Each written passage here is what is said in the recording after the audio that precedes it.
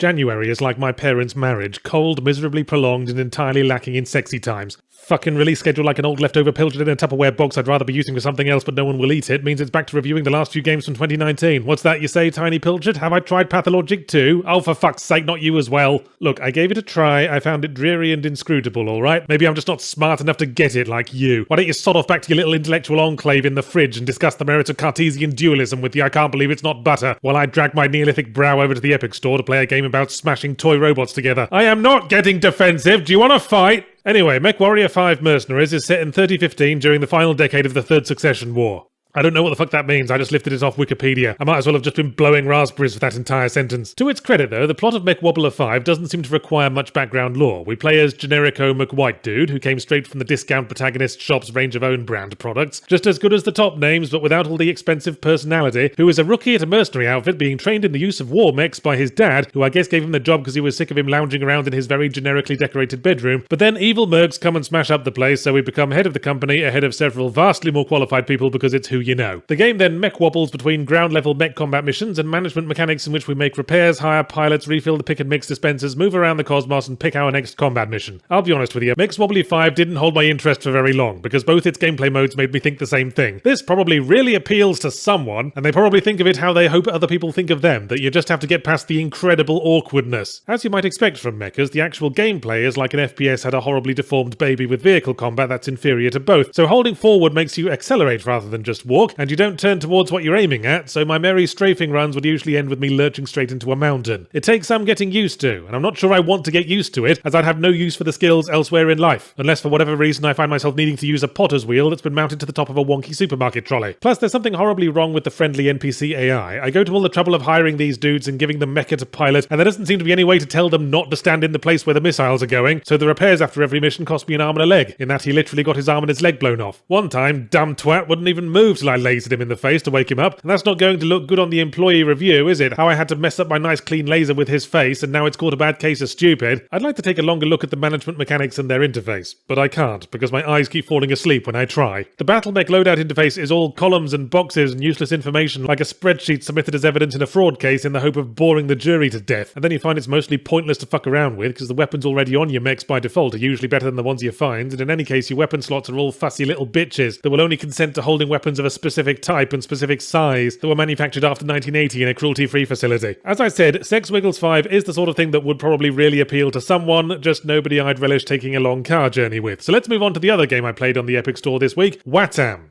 Or to give it its full title, What a Massive Waste of Time. No, bad Yahtzee! Watam is the new game by Keita Takahashi, dude who made the excellent Katamari Damacy, which you'd think would recommend him, but he followed up Katamari with a game called Nobby Nobby Boy, which was less game than pissing about simulator, and between that and Watam, it's now clear to me that Katamari Damacy was a freak incident, when Keita Takahashi and the concept of gameplay briefly aligned with each other, before their opposing trajectories sent them both flying away into space. Watam begins with us controlling a dude similar to, but assuredly legally distinct from, a Mr. Man character, who's alone and sad in an empty plane, but quickly alleviates his loneliness by befriending a nearby rock. But Mr. Rock only possesses rudimentary limbs and a face and no sex organs, so Mr. Man must continue befriending random stuff he finds, until by the end of the game you preside over a little world full of inanimate objects with arms and legs, and you can control any of them you want, and you can make them all join hands and dance Ring-a-Rosy while making baby noises, and then eventually you blink and wonder what the fuck happened to your life. It might sound like another pissing about simulator, but it does have a story and a progression path. You unlock more areas and characters by solving puzzles. Now, video games have been mistreating the word puzzle for many years, ever since Quake called it a puzzle whenever there was a door that had two buttons to open it instead of one, and the puzzles in Watam mostly run thusly. Character A wants to meet character B, game literally points you to character B, bring character B over, giggles and cake ensue. If that's a puzzle, then taking fists up the arse from men in truck stop bathrooms is being happily married. Yahtzee, are you playing a baby game for ickle kiddies and complaining it's too easy? Blimey, Pathologic 2 brought out all your insecurities, didn't it? Shut up! In this age of adult colouring books and blockbuster movies based on 90s toy commercials, it's hard to say what is and isn't for kids anymore. And besides, there's a slightly bizarre edge to Watam that gives one pause for thought. See, some of the characters have special abilities. Mr. Mouth has the ability to eat other characters, and having done so, he can then poo them out. Thankfully, without the assistance of Mr. Lower Intestine. And those characters will then be poos, little happy poos with arms and legs dancing about and having fun because they weren't sure they were into the whole being digested lark, but now they're generally optimistic about their new identity. There's even a puzzle where one of the poos sits on top of a waffle cone and pretends to be ice cream to prank someone. And I wouldn't want my kids latching onto the prank potential of coprophagia. Watham's blurb states that it's a game about friendship, but I don't agree that it is. What this game is really saying is that the only way to be accepted by society and your peers is to blindly follow instructions, and that if someone chews you up and shits you out, you should just be grateful for the attention. So apparently it's a metaphor for your first job after leaving college.